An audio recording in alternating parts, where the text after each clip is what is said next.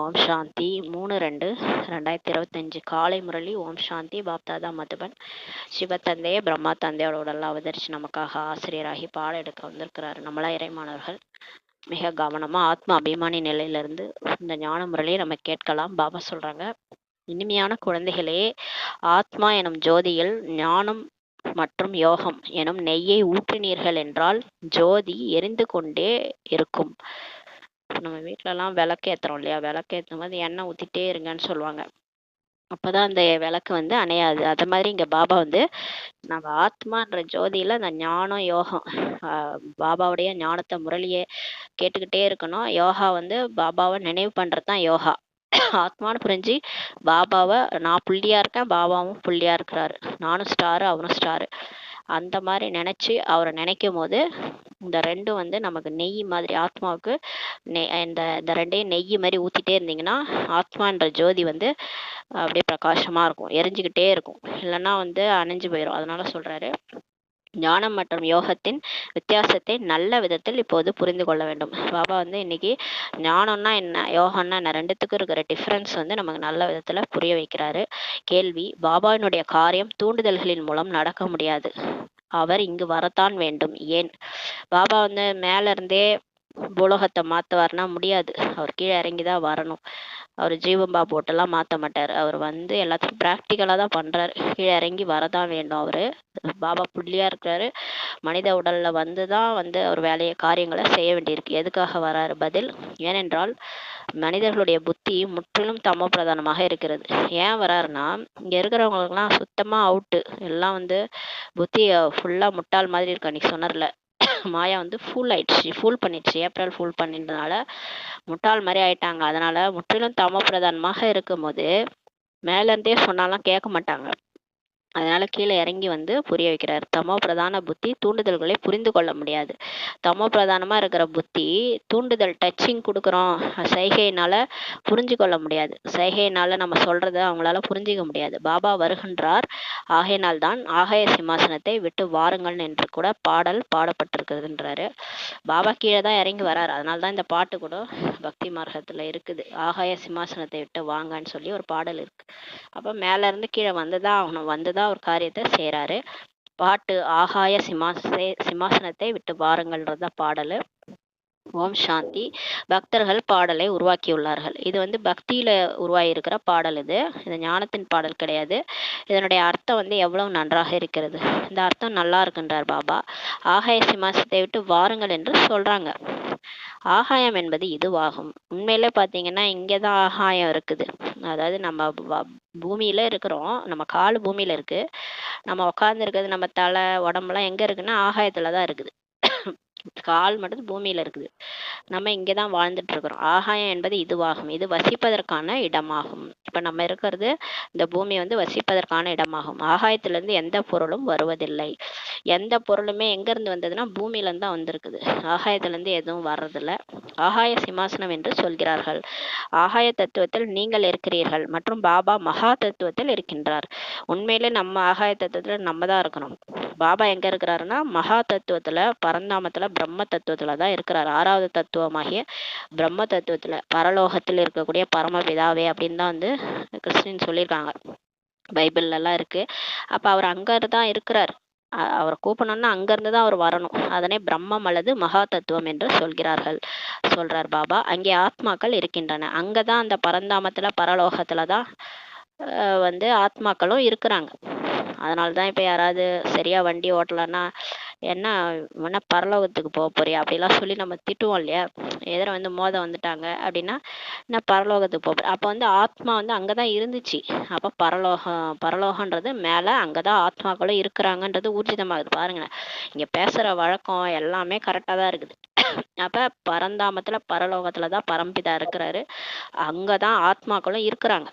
பாபாவும் கண்டிப்பாக அங்கிருந்து தான் வருவார். பாபா சொல்றாரு, நான் எங்க இருந்து வரணும்? பரந்தாமத்துல இருந்து தான் வரணும். யாராவது வருவார்கள் அல்லவா, எங்களுடைய ஜோதியை ஏத்துங்கள் என்று சொல்கிறார்கள்.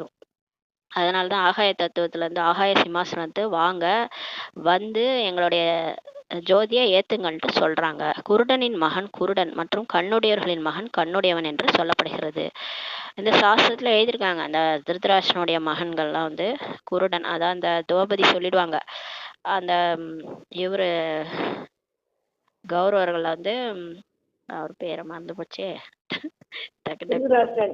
இல்ல திருதராஷ்டிரனுடைய பையன் இருப்பான்ல, அவன் பேர் என்ன, துரியோதனன். துரியோதனன். அந்த துரியோதனை வந்து அந்த அவங்க வந்து புதுசா அந்த அரண்மனைக்கு போவாங்க. அந்த அரண்மனையில நிறைய வந்து அந்த காணல் நீர் மாதிரி இருக்கும். அந்த ஒரு இடத்துல வந்து நீர் இருக்கும். அந்த நீர் இருக்கிற மாதிரி கண்ணாடி இருக்கும். ஒரு இடத்துல கண்ணாடி இருக்கும், ஒரு இடத்துல உண்மையாலுமே வந்து நீர் இருக்கும். அந்த குளம் மாதிரி இருக்கும். ஒரு இடத்துல கண்ணாடி இருக்கும், அது நீருன்னு நினச்சிக்குவார். இன்னொரு இடத்துல குளம், உண்மையாலுமே குளம் இருக்கும், அதை கண்ணாடி நினச்சிட்டு அதில் போய் காலை வச்சு விழுந்துருவார், தண்ணியில் விழுந்துருவார் அந்த துரியோதனன். அப்போ வந்து திரௌபதி வந்து சொல்லுவார், குருடனுடைய மகன் குருடனா அப்படின்னு சொல்லி அதை சிரிச்சதுக்கு தான் அவளை பழி வாங்கணும்னு சொல்லிட்டு அந்த மகாபாரத போரே உருவாகும். அதனால தான் பிரச்சனையே வரும். அதனால அது சாஸ்திரத்துல அது மாதிரி சொல்லியிருக்கிறாங்க. குருடனின் மகன் குருடன், கண்ணுடையவர்களின் மகன் கண்ணுடையவன் என்று கூட சொல்லப்பட்டிருக்கிறது அப்படின்னு சொல்றாரு சாஸ்திரத்துல. திருதராஷ்டிரன் மற்றும் யுதிஷ்டர் என்ற பெயர்களை கூட காட்டுகிறார்கள். திருதராஷ்டிரன்ட்டு அந்த குருடனின் மகனை திருதராஷ்டிரன் வந்து குருடன் சொல்றாங்க. யுதிஷ்டர் கூட சொல்லியிருக்கிறாங்க. யுதிஷ்டர்ன்றவர் நம்ம பஞ்சபாண்டவர்களுடைய அண்ணன், அதான் யுதிஷ்டர், பஞ்சபாண்டவர்ல ஒருத்தர் யுதிஷ்டர். அந்த பெயர்களை கூட காட்டுகிறார்கள். இப்போது ராவனுடைய குழந்தைகள் ஆவர். பாபா சொல்றார், அந்த திருதராஷ்டிரனுடைய குழந்தைகள் 100 பேர்னா பாபா சொல்றார் மாயாவுடைய குழந்தைகள் தான் அவங்களாம். அதாவது கடவுளை நம்பாதவங்க ராவனுடைய குழந்தைகள் ஆவர். மாயை எனும் ராவணன் அல்லவா. மாயன்றது ராவணன் தான். அனைவருக்கும் ராவணனுடைய புத்தி ஆகும். இந்த நேரத்துல எல்லாருக்கும் மாயா புத்தின்னு சொல்றாரு. இப்போது உங்களுடையது ஈஸ்வரிய புத்தி ஆகும். ஆனா பாபா நம்மள எல்லாரையும் அவர் பக்கம் கூட்டு வந்து சங்கமேகத்துல மலர்களெல்லாம் அப்படியே சூஸ் பண்ணி நமக்கெல்லாம் ஈஸ்வரிய புத்தியை கொடுத்துட்டாரு. இப்ப நம்மளுடையது ஈஸ்வரிய புத்தின்னு சொல்றாரு பாபா. இப்போது உங்களுடைய புத்தியின் பூட்டை திறந்து கொண்டிருக்கிறார். இப்ப பாபா நம்மளுடைய புத்தி பூட்டை ஓபன் பண்ணிட்டார். ஒரு பாயிண்ட் கேட்டோன்னே நமக்கு புத்தி பூட்டு ஓப்பன் ஆயிடுச்சு. இது கடவுளே வந்து பேசிட்டு இருக்கிறாரு, இதுதான் கரெக்டான வழின்ட்டு நம்ம வந்துட்டோம். ராவணன் பூட்டை பூட்டி விடுகிறான். ஆனா இந்த மாயா வந்து எல்லாருடைய புத்தியும் பூட்டி விட்டுருச்சுன்றாரு. யாரும் எந்த விஷயத்தையும் புரிந்து கொள்ளவில்லை என்றால் கல் புத்தி என்று சொல்கிறார்கள். இப்ப ஒருத்தவங்க சரியாவே படிக்கலன்னா நம்ம புத்தி என்ன கல்லா அப்படின்னு சொல்லுவாங்கல்ல. அந்த மாதிரி எந்த விஷயத்தையுமே புரிஞ்சுக்கலன்னா புத்தி எப்படி இருக்கு, கல்லு புத்தி மாதிரி இருக்குன்ட்டு சொல்றாங்க. பாபா இங்கே வந்து ஜோதியை ஏற்றுவார் அல்லவா. இங்கதான் வந்து நம்ம பாபா வந்து நமக்கு பூட்டை திறந்து விட்டு ஆத்மா ஜோதியை ஏத்துறாரு. தூண்டுதலின் மூலம் காரியம் நடக்குமா என்ன. மேல இருந்துகிட்டே அப்படியே நீ எல்லாம் ஆத்மா அப்படின்ட்டு ஒரு அசிரியர் குரல் கேட்டா எல்லாரும் ஆத்மாவா மாறிட போறோமா என்ன. இங்க வந்து சொல்லும் போது கேட்கும் போதே நம்ம நம்ப மாட்டோம், கேட்க மாட்டோம், அவர் சொல்ற ஸ்ரீமத் படி நடக்க மாட்டோம். அவர் வந்து மேலேயே இருந்து சொன்னார்னா எங்கேருந்து கேட்போம். இதுக்கே தான் மாறுறதுக்கு 100 வருஷம் ஆகுது. மேலேருந்தே சொன்னா யார் வந்து கேட்பாங்க. அதனால கீழே தான் வர வேண்டியது இருக்கு. சதோ பிரதானமாக இருந்த ஆத்மாவின் சக்தி இப்போது குறைந்து விட்டது சொல்றாரு. ஆத்மா வந்து ஒரு காலத்துல தூய்மையா இருந்தது. சக்தி பாத்தீங்கன்னா 100% பேட்டரி ஃபுல்லா இருந்தது ஆத்மாவுக்கு. இப்போ பாத்தீங்கன்னா லோவாகி போய் கிடக்குது. ஆத்மாவுக்கு சக்தியே இல்லை. அதாவது எது நல்லது கெட்டதுன்னு புரிஞ்சுக்கிற அளவு கூட சக்தியே இல்லை. இப்போ அப்படி தமோ பிரதானமாக ஆகிடுச்சு. ஒரேடியாக மங்கி போய்விட்டது ஆத்மாவுடைய பேட்டரின்றாரு. மனிதர்கள் யாராவது இறந்து விட்டார்கள் என்றால் அவர்களுக்காக தீபம் ஏத்துறாங்க இல்லையா. இப்போ யாராவது இறந்துட்டாங்கன்னா தலைமாட்டில் அந்த காமாட்சி விளக்கு வச்சு தீபம் ஏற்றுவாங்க. அந்த ஏன் அந்த தீபம் ஏத்துறாங்க அப்படின்னு கேட்குறாரு பாபா. தீபம் அணைந்து விட்டால் இருட்டாகி விடக்கூடாது என்பதற்காக ஜோதியை ஏத்துறாங்க. இப்போ தீபம் அணைஞ்சிடுச்சுன்னா வீடே இருட்டாயிடும் இல்லையா. அதுக்காக தான் அந்த ஜோதி ஏத்துறாங்க. அதாவது அந்த ஆத்மா போயிடுச்சு இல்லையா, அந்த ஆத்மாவுடைய இது வந்து ஒரேடியா பேட்டரி அவங்களுக்கு லோ ஆயிடக்கூடாது. அந்த ஆத்மா வந்து உடலை விட்டு போயிடுச்சு, அவங்களோட ஜோதி அணைஞ்சிடக்கூடாதுன்ட்டு அந்த ஜோதியை ஏற்றி வைக்கிறாங்க. இங்கே ஜோதி ஏற்றுவதன் மூலம் அங்கே எப்படி வெளிச்சம் ஏற்படும் சொல்லி பாபா கேட்குறாரு. நீங்கள் இறந்து போயிட்டாங்க, அந்த உடலை வச்சு இங்கே நீங்கள் வந்து விளக்கேற்றுறீங்க, அதன் மூலமாக அங்கே பிறக்க போகிற இடத்துல எப்படி அவங்களுக்கு வெளிச்சம் ஏற்படும்ன்றாரு. இப்போ அந்த ஆத்மா போய் வேற இடத்துல பிறக்க போகுது, அங்கே எப்படி வெளிச்சம் ஏற்படும்.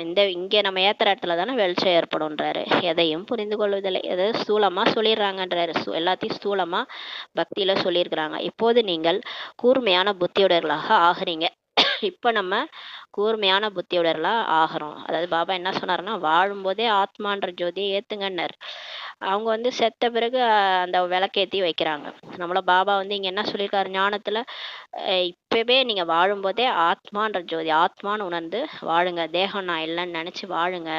இந்த ஞான சங்க ஓதுங்க. எல்லாருக்கும் இந்த ஞானத்தை புரிய வைங்கன்னு சொன்னா, அவங்க செத்த பிறகு தலைமாட்டுல விளக்கேத்துறது, சங்கு சங்கு ஓதுறதுன்னா செத்த பிறகு ஓதுறது கிடையாது. உயிரோட இருக்கும் போதே போய் இந்த ஞானத்தை எல்லாருக்கும் புரிய வைங்க. பூ மாதிரி மாறுங்கன்னு சொன்னா செத்த பிறகு இந்த வேலையெல்லாம் செஞ்சுட்டு இருக்கிறாங்க. செத்த பிறகு பூவா போட்டுட்டு போறாங்க. அதான் இது எல்லாமே பாபா சொன்னதை அவங்க தவறா புரிஞ்சுட்டு பக்தியில எல்லாத்தையுமே செத்த பிறகு செய்யறாங்க. அது உயிரோட இருக்கும்போது பாபா செய்ய சொன்னாரு. நான் உங்களை தூய்மையான புத்தியுடர்களாக மாற்றுகின்றேன் என்று பாபா கூறுகின்றார். இப்ப நம்மள தூய்மையான புத்தியுடர்களா இப்ப மாத்துறார். ஞானம் எனும் நெய்யை நமக்கு ஊற்றுகின்றேன்னு சொல்லி சொல்றாரு. இப்பதான் நமக்கு வந்து பாபா வந்து இந்த ஞானத்தை நம்ம புத்தியில நெய் மாதிரி ஊத்திட்டு இருக்கிறாரு. இது கூட புரிய வைக்க வேண்டிய விஷயமாகும். இதெல்லாம் நீங்க நல்லா புரிய வைக்கணும். ஞானம் மற்றும் யோகம் தனிப்பட்டதாகும். ஞானம் வேற, யோகம் வேற. யோகத்தை ஞானம்ட்டு சொல்ல முடியாதுன்றாரு. யோகமும் ஞானமும் ஒண்ணு கிடையாதுன்றார் பாபா. யோகம்னா பாபாவை நினைக்கிறது, ஞானம்னா சிருஷ்டி சக்கரத்தினுடைய ஞானம். அதுதான் வந்து அறிவு. ஞானம்ன்றது அறிவு, அது நாலேஜ். இப்போ ஸ்கூல்ல எல்லாம் போய் படிக்கிறோம் இல்லையா, படிப்பு, அதுதான் ஞானம். யோகான்றது நினைவு. நினைவுன்றது நம்ம இப்ப யாரையாவது நினைக்கிறோம்ல, இப்ப அப்பா அம்மா, குழந்தை வந்து அப்பா அம்மாவை தானா நினைக்கும். எங்க அம்மா அப்பானாலே அந்த முகம் வந்து அந்த குழந்தைக்கு ஞாபகம் வந்துடும். அது மாதிரி யோகான்றது ஞானம்னு சொல்ல முடியாதுன்றாரு. பகவான் வந்து என்னை நினைவு செய்யுங்கள் என்று ஞானத்தை கொடுத்திருக்கின்றார் அல்லவா என்று சிலர் புரிந்து கொள்கிறார்கள். அவங்க என்ன சொல்றாங்க, யோகானாலும் அதே தான் ஞானம். இப்ப கடவுளை நினைங்க, அது கூட ஞானம்ட்டு புரிஞ்சுக்கிறாங்க. ஆனால் இதை ஞானம் என்று சொல்ல முடியாதுன்னு சொல்லி சொல்றாரு. இங்கே தந்தை மற்றும் குழந்தைகள் ஆவர். இங்க வந்து பகவான் கிடையாது. பகவான்னா பக்தர் வேற, பகவான் வேற, எங்கேயோ தூரமா இருக்கிற மாதிரி இருக்குது. இங்க வந்து நம்ம அப்பா குழந்தைகளுடைய ரிலேஷன்ஷிப் தான். இவர் நம்முடைய அப்பா என்பதை குழந்தைகள் இப்ப தெரிந்துள்ளார்கள். இதில் ஞானத்தினுடைய விஷயங்கள் என்று சொல்ல முடியாது. ஞானம் என்பது விஸ்தாரமானதாகும். ஞானம்ன்றது பாத்தீங்கன்னா கல்வின்றது விஸ்தாரமா இருக்குன்றாரு. இது நினைவு மட்டுமே ஆகும் சொல்லி சொல்றாரு. பாபாவை நினைக்கிறது நினைவு மட்டும்தான். யோகான்றது பாபாவை நினைக்கிறது. என்னை நினைவு செய்யுங்கள் என்று பாபா கூறுகின்றார், அவ்வளவுதான். இது பொதுவான விஷயமாகும் சொல்லி பாபா சொல்றாரு. இதனை ஞானம் என்று சொல்லப்படுவதில்லை. இப்ப என்னை நினைங்கன்னு பாபா சொல்றாருல, அது வந்து ஒரு ஞானம் கிடையாது அப்படின்னு சொல்றாரு. குழந்தை பிறவி எடுத்தது என்றால் கண்டிப்பாக தந்தையை நினைவு செய்யும் அல்லவா. இப்ப வந்து ஒரு வீட்டுல ஒரு குழந்தை பிறந்திருக்குன்னா அந்த குழந்தை கண்டிப்பா அவங்க அப்பாவை நினைக்கும் இல்லையா. அது மாதிரிதான் இங்க நம்ம பாபா பிகே ஆயிட்டோம்னா நம்ம அப்பாவை புரிஞ்சுக்கிட்டோம். பரமாத்மா தான் என்னுடைய அப்பா, அவரை தான் நான் கடவுளா இவ்வளவு நாள் பக்தியில தேடிட்டு இருந்தேன். அவரு எனக்கு அப்பான்னு இப்பதான் புரிஞ்சிருச்சு. அப்ப என்ன வந்து அவருக்கு பிறந்துட்டேன். அப்ப அவரை நான் நினைக்கணும். அது யோகான்றாரு. ஞானத்தின் விஸ்தாரம் இருக்கிறது. ஆனா ஞானம்ன்றது பாபா சொல்லி கொடுக்குற கல்வி. நமக்கு அது வந்து நாலேஜ். அந்த நாலேஜ் வந்து விஸ்தாரமா இருக்குதுன்னு சொல்லி பாபா புரிய வைக்கிறாரு. என்னை நினைவு செய்யுங்கள் என்றுதான் பாபா கூறுகின்றார். பாபா நமக்கு இப்ப வந்து பாபா என்ன சொல்லி புரிய வைக்கிறாருன்னா, அவரை நினைக்கதான் சொல்லி இப்ப சொல்றாரு நமக்கு. ஆனா இது வந்து ஞானம் அல்ல. பாபா நினைக்க சொல்றது வந்து ஞானம் கிடையாதுன்னு சொல்றாரு. நாம் ஆத்மாக்கள், நம்முடைய தந்தை பரமாத்மா என்பதை நீங்கள் தாங்களே தெரிந்துள்ளீர்கள். இதனை ஞானம் என்று சொல்ல முடியுமா என்ன? பக்தியிலே தெரியும் பரமாத்மானா யாரு, ஆத்மானா யாருன்ட்டு. இதெல்லாம் ஞானம் சொல்ல முடியாமா என்னன்னு சொல்லி கேட்கிறாரு. பாபாவை அழைக்கிறாங்க. ஞானம் என்பது நாலேஜ் ஆகும். சிலர் MA படிக்கிறாங்க, சிலர் BA படிக்கிறாங்க. எவ்வளவு அதிகமான புத்தகங்களை படிக்க வேண்டியிருக்கிறது. நீங்கள் என்னுடைய குழந்தைகள் என்று பாபா கூறுகின்றார். நான் உங்களுடைய தந்தையாக இப்ப இருக்கிறேன். என்னிடத்திலோ யோகத்தை ஈடுபடுத்துங்கள், அதாவது நினைவு செய்யுங்கள். இதனை ஞானம் என்று சொல்ல முடியாது. பாபா திரும்ப சொல்றாரு, நீங்க என்ன நினைங்கன்னு நான் சொல்றேன்ல, நான் உங்க அப்பா, நீங்க என் குழந்தை. நீங்க என்ன வந்து நினைங்கன்னு இப்ப நான் சொல்றேன்ல, இத வந்து இது யோகான்னு சொல்லலாம், இதை வேணா யோகான்னு சொல்லலாம், கனெக்ஷன் சொல்லலாம். இதனை ஞானம் என்று சொல்ல முடியாதுன்றாரு. நீங்கள் குழந்தைகளாகவே இருக்கின்றீர்கள். ஆத்மாக்களாகி நீங்கள் ஒருபோதும் விநாசமாவதே இல்லை. இப்ப எப்படி பரமாத்மா அழிய மாட்டாரோ அது மாதிரி நம்மளும் அவருடைய குழந்தை, நம்மளும் ஆத்மா, நம்ம அழிய மாட்டோம். நீங்க உங்களுக்கு விநாசமே கிடையாதுன்றாரு. யாராவது இறந்து விட்டார்கள் என்றால் அவருடைய ஆத்மாவை அழைக்கிறாங்க. இப்ப இங்க யாராவது இறந்து போயிட்டாங்கன்னா அந்த போக வச்சு, இல்லைன்னா அந்த அந்தனரை கூப்பிட்டு வச்சு சாப்பாடு போட்டு அந்த ஆத்மாவை கூப்பிடுவாங்க. அந்த சரீரம் அழிஞ்சிடுச்சு, அந்த சரீரம் போயிடுச்சு, ஆனா அதுல நடிச்ச ஆத்மாவை கூப்பிடுறாங்க. ஆத்மா எப்படி வந்து அந்த உணவை சாப்பிடும்னு சொல்லி பாபா கேக்குறாரு. வந்து இங்கே வந்து படையல் படைச்சி அந்த ஆத்மாவை கூப்பிடுறீங்க ஒரு வருஷம் ஆன பிறகு. அப்புறம் அந்த ஆத்மா எப்படி வந்து அந்த உணவை சாப்பிடும்னு சொல்லி கேட்குறாரு. வாய் இருந்தால் தானே சாப்பிடும், அந்த சரீரமே அழிஞ்சு போச்சு, அப்புறம் எப்படி சாப்பிடும்? ஆனால் இவை அனைத்தும் பக்தி மார்க்கத்தின் வழக்கங்களாகும். இதெல்லாம் புரிஞ்சிக்க வேண்டிய விஷயம். ஆனால் இது பக்தி மார்க்கத்தில் அந்த மாதிரி பண்ணுறாங்க எல்லாமே. இப்போ இறந்துட்டாங்கன்னா அவங்களுக்கு 30 இந்த மாதிரி 18 அப்புறம் ஒரு வருஷம் கழிச்சு தேவசம்னு சொல்லி சாப்பாடெல்லாம் போடுறாங்க. ஆனால் உண்மையிலே அவங்களா வந்து சாப்பிட்றாங்க? அவங்க அந்த சரீரமே போயிடுச்சு, அவங்க வந்து சாப்பிட்றது இல்லை இல்லையா? அந்த ஆத்மா எப்படி சாப்பிடும்னு சொல்லி கேட்குறாரு. அது போய் வேற இடத்துல பிறவி எடுக்க போயிடுச்சு. ஆனால் இதெல்லாம் புரிஞ்சிக்கிறது இல்லை. நாம் சொல்வதால் அந்த பக்தி மார்க்கம் நின்றுவிடும் என்பதெல்லாம் கிடையாது. இப்போ நாம் இந்த ஞானத்தை போய் சொல்றதுனால அவங்க பழக்க வழக்கத்தை மாற்றிக்குவாங்களா? அதெல்லாம் மாற்றிக்க மாட்டாங்க. அது நடந்து கொண்டு தான் வருகிறதுன்றாரு. ஆத்மா ஒரு சரீரத்தை விட்டு விட்டு மற்றொன்றை எடுக்கிறது. ஆனால் பாபா சொல்றாரு, ஆத்மா ஒரு ஒரு உடலை விட்டுட்டு இன்னொரு உடலை எடுக்குது. இது பேர் தான் மரணம். இது வந்து ஒரு ஞானம். இது வந்து ஒரு உடலை விட்டு இன்னொரு உடல் எடுக்குதுன்றது நாலேஜ் எல்லாருக்கும் தெரியும். இது தெரிஞ்சே நம்ம அழுவோம். கண்டிப்பாக அவங்க அந்த டைம் முடிஞ்சு வந்துடுச்சுன்னா போயிடுவாங்க. நம்மளே கூட இப்போ நமக்கு டைம் வந்துச்சுன்னா நம்ம போயிடுவோம். போய் வேற இடத்துல நடிக்கணும்னா போயாகணும். இது வந்து ஞானம், நாலேஜ் இது. அதனால ஒரு சரீரத்தை விட்டு மற்றொன்றை எடுக்குதுன்றாரு. ஆனா இதை பக்தியில சில சில வழக்கங்களா வச்சிருக்கிறாங்க. குழந்தைகளுடைய புத்தியில் ஞானம் மற்றும் யோகத்தின் வித்தியாசம் இப்ப தெளிவா இருக்கணும்ன்றாரு.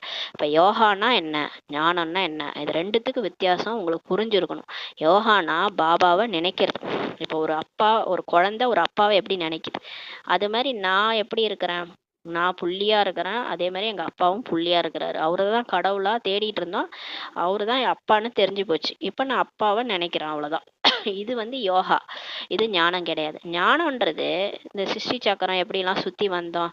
ஆரம்பத்துல சத்தியுகம் இருந்தது, அப்புறம் திரேதாயுகம் இருந்தது, அப்புறம் துவாபரயுகம் இருந்தது, அப்புறம் கலியுகம் வந்துருச்சு. இப்ப முடிய போகுது, இப்ப வீட்டுக்கு போனோம், விநாசம் நடக்க போகுது, இதெல்லாம் நடக்க போகுது, இதெல்லாம் சொல்றாரு இல்லையா?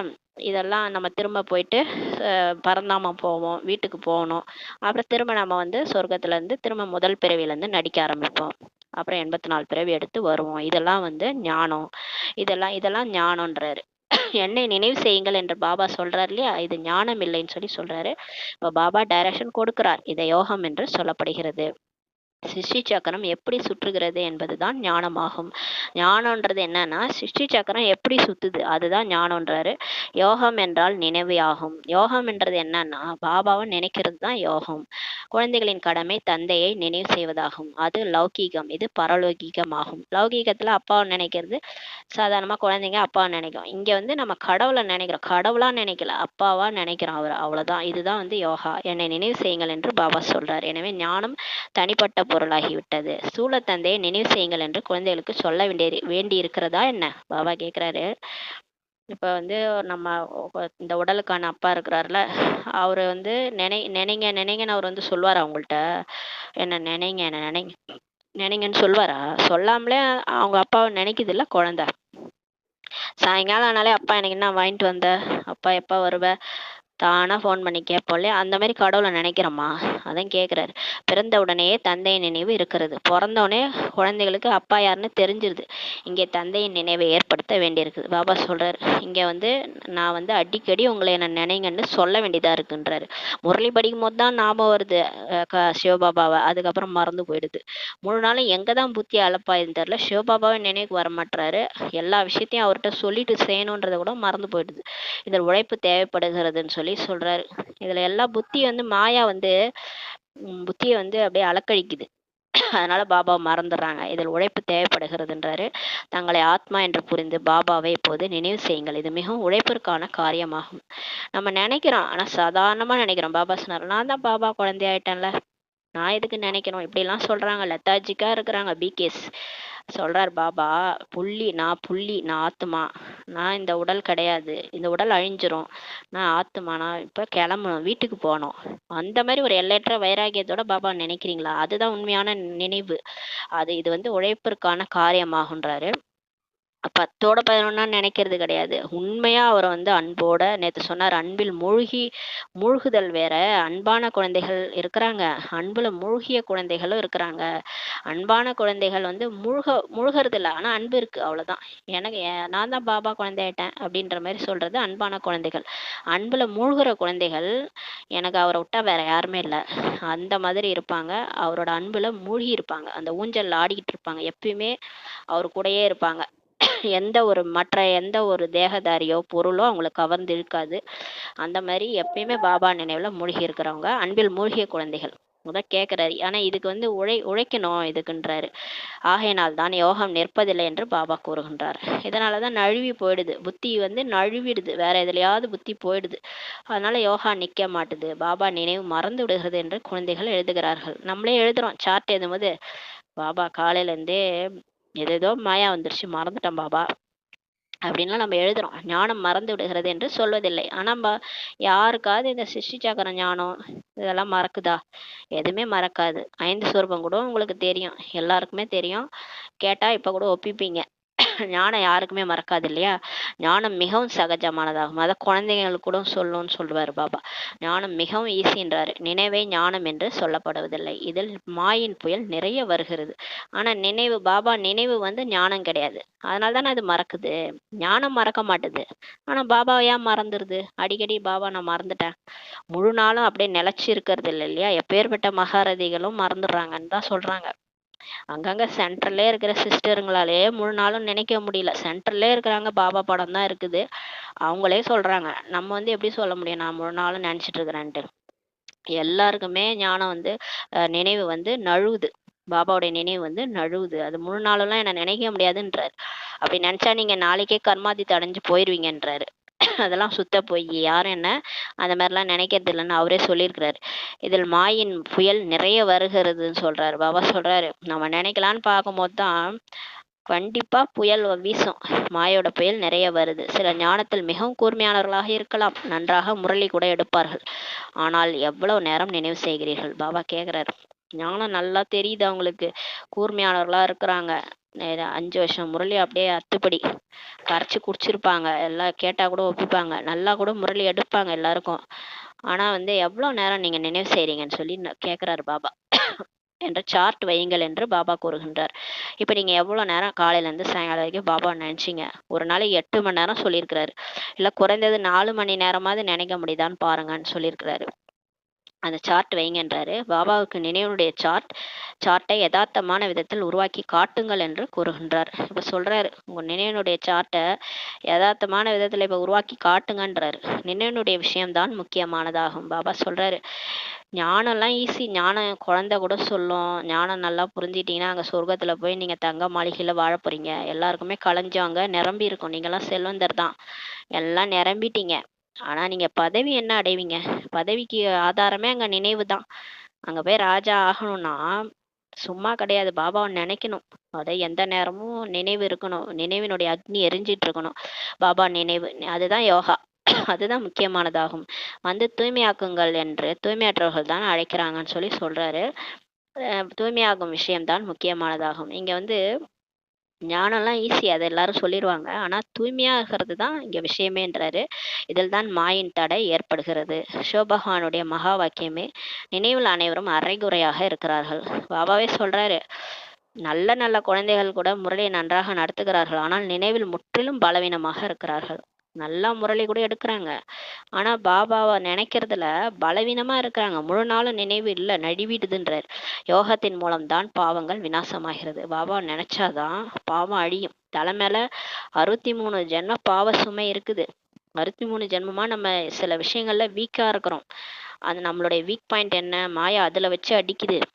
அந்த அந்த பாவம் வந்து நமக்கு விநாசம் ஆகணும்னா பாபா நினைவு இருக்கணும். நான் வந்து நம்ம பாபாவை நினைக்காமலே நான் தூய்மையாயிட்டேன்னு சொல்றதுல என்ன இருக்குது?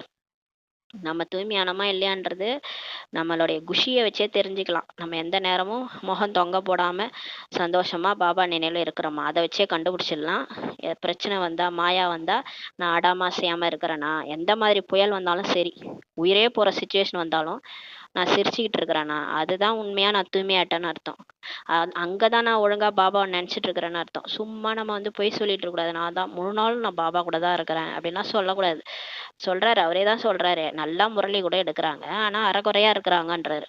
யோகத்தின் மூலம்தான் பாவங்கள் விநாசமாகிறது. யோகத்தின் மூலம் கர்மேந்திரியங்கள் முற்றிலும் அமைதியாகிவிட முடியும். பாபா சொல்றாரு, நல்லா யோகா பண்ணோம்னா சீத்தளமா ஆயிடும், உடம்பே சீத்தளம் ஆயிடும்ன்றாரு.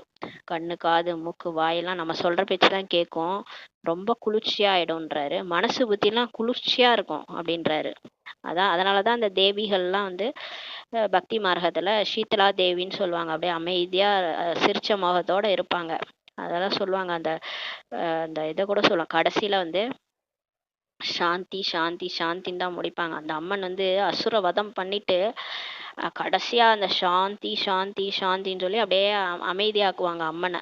அது என்னன்னா, அம்மன் அது அவங்களுக்கு உள்ளார இருக்கிற விகாரத்தை யோக அக்னியில அழிக்கிறாங்க. அந்த அசுரர்களெல்லாம் அழிக்கிறாங்க. அந்த அசுரர்கள்லாம் வெளியில இருக்கிறவங்க கிடையாது, நமக்குள்ளார இருக்கிற அந்த 5 விகாரத்தை நம்ம அழிக்கிறது. காமம், கோபம், பற்று, ஆசை, அகங்காரம் தான் வீக் பாயிண்ட்டே.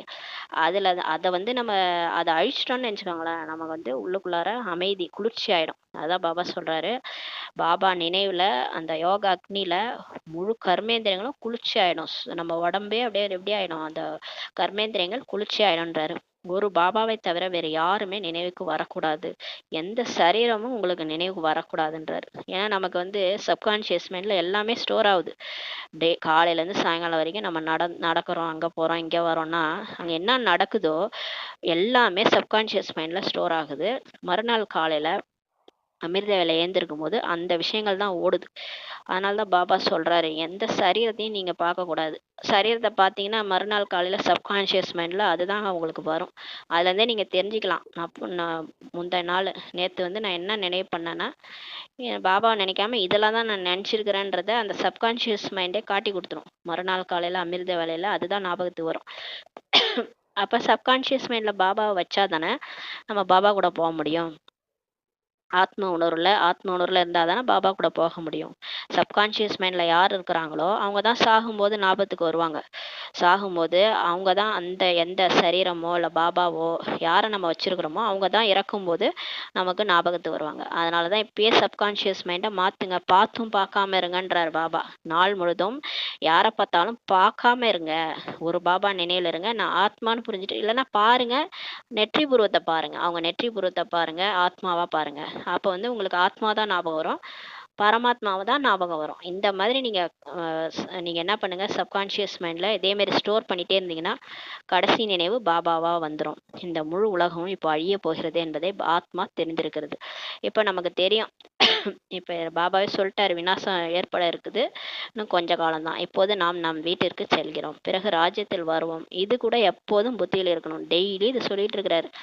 நான் வீடு திரும்ப நான் வந்து சொர்க்கத்துல ராஜ்யம் பண்ண போறேன். இது எப்போதும் புத்தியில இருந்தாலே குஷி இருக்குன்றாரு. என்ன ஞானம் கிடைக்கிறதோ அது ஆத்மாவில் இருக்க வேண்டும் சொல்றாரு. பாபா யோகேஸ்வரன் ஆவார். அவர் நினைவை நமக்கு கற்றுக் கொடுக்கிறார். உண்மையில ஈஸ்வரனை யோகேஸ்வரன்ட்டு சொல்ல முடியாது, நீங்க தான் யோகேஸ்வரர்கள் ஆவீர்கள் சொல்றாரு. அவர் யோகா பண்ணணும்னு அவசியம் கிடையாது, நம்ம தான் யோகா பண்ணணும். அவரை நினைக்கணும். அவர் நம்மளை நினைக்க வேண்டிய அவசியம் இல்லை. ஏன்னா அவர் எப்பயுமே பியூரா இருக்கிறாரு.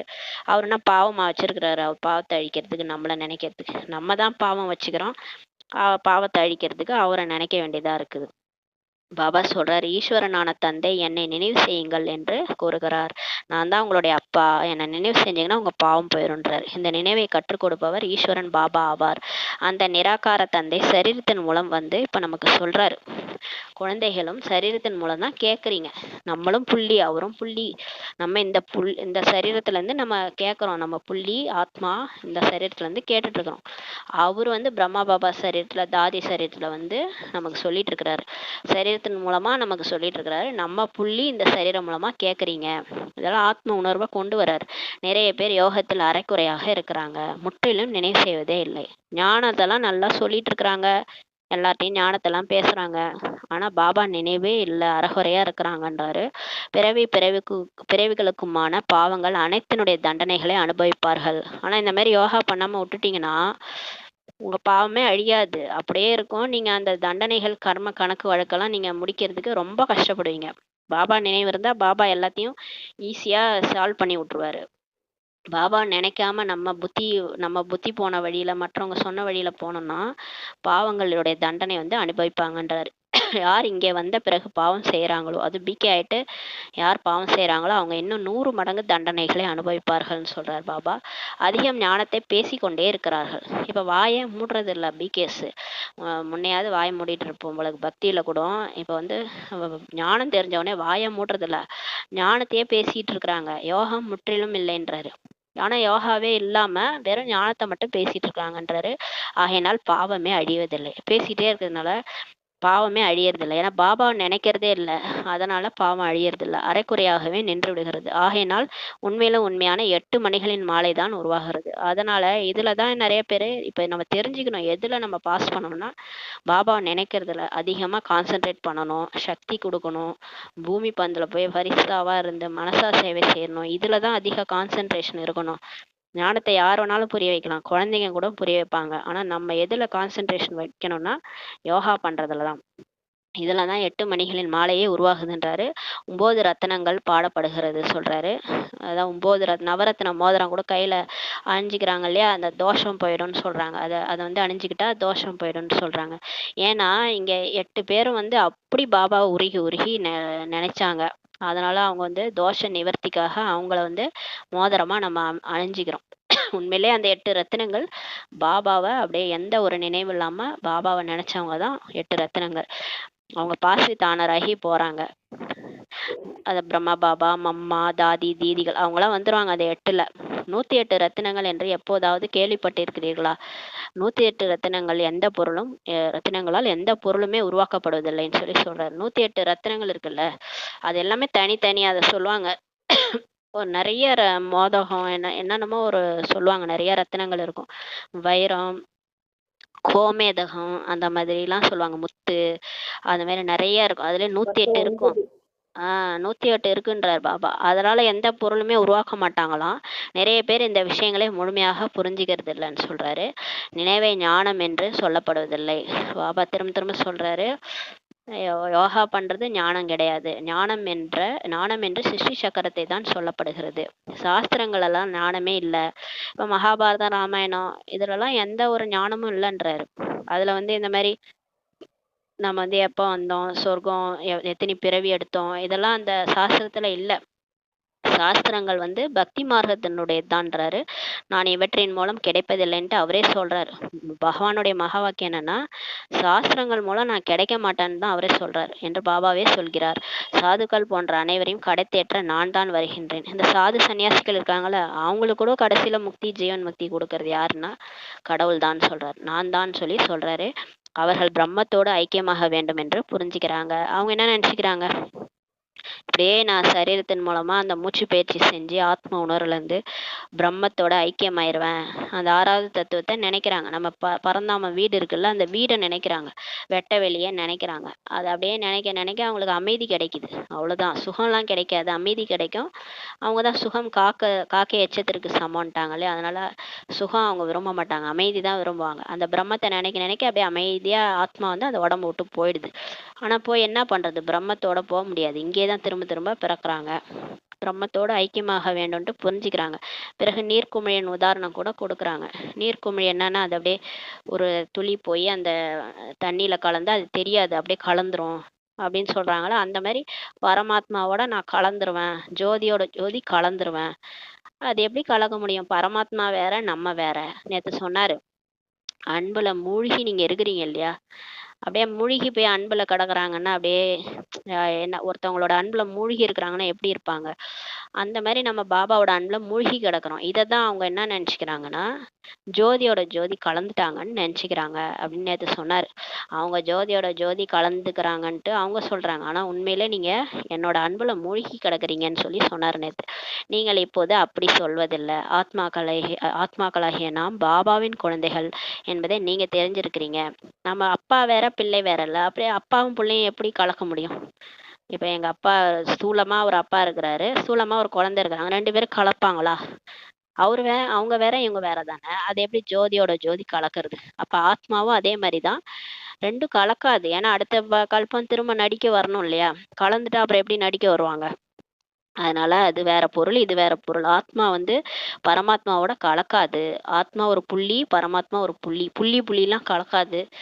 ஜோதியோடலாம் கலக்காது. அதான் பாபா சொல்றாரு, நம்ம குழந்தைகள்ன்ட்டு இப்ப நீங்க புரிஞ்சுக்கிட்டீங்க. என்னை மட்டும் நீங்க நினைவு செய்யுங்கள் என்ற வார்த்தை கூட சொல்றாங்களே, என்னை மட்டும் நினைவு செய்யுங்கள். ஆனால் அர்த்தத்தை புரிஞ்சிக்கல. நாம் ஆத்மாக்கள் என்று சொல்லிவிடுகிறார்கள். ஆனால் ஆத்மா என்றால் என்ன, பரமாத்மா என்றால் என்ன என்ற ஞானம் முற்றிலும் இல்லை. பக்தியில ஞானம் இருக்குது. நம்ம இந்த உடல் இல்லை, நம்ம ஒரு உயிர், ஆத்மா அப்படின்லாம் புரிஞ்சுக்கிறாங்க. ஆனால் ஆத்மானா என்ன, பரமாத்மானா என்ன, இந்த ஞானம்லாம் முற்றிலும் இல்லைன்னு சொல்றாரு. இதை பாபா தான் வந்து நமக்கு சொல்லி கொடுக்குறாரு. ஆத்மாக்களாகிய நம்முடைய வீடு அது என்பதை இப்போது நீங்க தெரிஞ்சுக்கிட்டீங்கன்றாரு.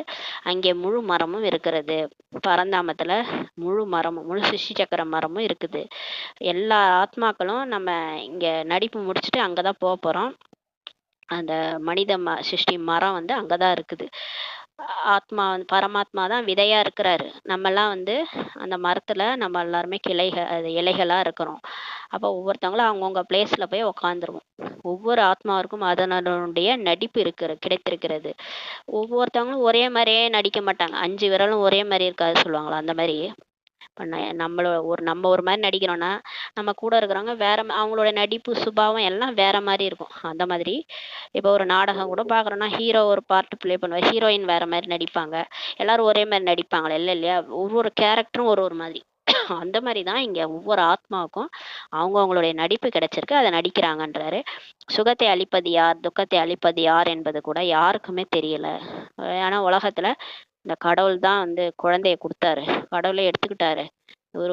இவர் ஏன் இப்படி இருக்கிறாருன்ட்டு கடவுளை பிடிச்சி திட்டுறாங்க. உண்மையிலே சுகத்தை கொடுக்கறது யாரு, துக்கத்தை கொடுக்கறது யாருன்ட்டு யாருக்குமே தெரிலன்னு சொல்லி பாபா சொல்றாரு. அவர் எப்படி துக்கத்தை கொடுப்பாரு? அவர் நல்ல உலகத்தை படைச்சு நம்மளை நல்லபடியா வாழறதுக்கு மரணத்தையே வென்ற நிலையில கொண்டு போய் விட்டு, மரணம்னா என்னன்னே தெரியாத நிலையில கொண்டு போய் விட்டாரு. நம்மள சுகமா தான் வாழ வச்சாரு. நம்மளே தான் வந்து 5 விகாரத்துல மாட்டிக்கிட்டு தேக உணர்வுல வந்து அந்த தேகம் போயிடுச்சுன்னா உட்காந்து அழுதுட்டு இருக்கிறோம். ஆத்ம உணர்வுல இல்லாம போனதுனால தான் நமக்கு துக்கம் வந்துச்சு. அதை வந்து கடவுள் செய்யல, நம்மளே தான் ஏற்படுத்திக்கிட்டோம். அந்த 5 விகாரத்தினால, மாயாவினால நமக்கு துக்கம் கிடைச்சிது. இதை கூட யாரும் புரிஞ்சுக்கலன்றாரு. பக்தி என்பது இரவு, ஞானம் என்பது பகலாகும் சொல்றாரு. அந்த பக்தின்றது நாலேஜ் கிடையாது நமக்கு, வந்து அதுல பக்தியில வந்து ஞானம் கிடையாது. அங்க என்ன சொல்றாங்களோ அதை நம்ம செஞ்சுக்கிட்டே இருப்போம். அது இரவு. ஞானம்ன்றது பகல்ன்றாரு. இங்க வந்து 3வது கண் ஓப்பன் ஆகுது, அப்பதான் அந்த ஞானமே நமக்கு கிடைக்குது. 63 பிறவிகள் நீங்கள் ஏமாற்றம் அடைகிறீர்கள்னு சொல்றாரு. நம்ம 63 ஜென்மம், இந்த ஜென்மம் மட்டும் கிடையாது, இதுக்கு முந்தின பிறவிலாம் இப்படியே நம்பி நம்பி ஏமாந்துதான் நம்ம வந்தோம். எல்லாத்துலயுமே ஏமாத்தம் அடைஞ்சிட்டோன்றாரு. பிறகு ஞானம் கொடுக்கிறேன் எனும்போது எவ்வளவு நேரம் ஆகிறது. ஆனா இந்த கடைசி பிறவி 1 செகண்ட் ஞானம், 1 வினாடி தான்ன்றாரு. ஞானம் வந்து 1 வினாடி ஆகும்ன்றாரு. 1 வினாடியில் ஜீவன் முக்தி என்று கூட பாடப்பட்டுள்ளது. ஆனா எவ்வளவு டைம் எடுத்துக்குது உங்களை மாத்துறதுக்குன்றாரு. இவர் உங்களுடைய தந்தை அல்லவா, அவர்தான் தூய்மையற்றவர்களை தூய்மையாக்குபவர் ஆவார். அவரை நினைவு செய்வதன் மூலம் நீங்க தூய்மையாகிடுவீர்கள்ன்றார் பாபா. சத்தியுகம், திரேதாயுகம், துவாபரயுகம், கலியுகம் என்ற இந்த சக்கரம் இருக்கிறது.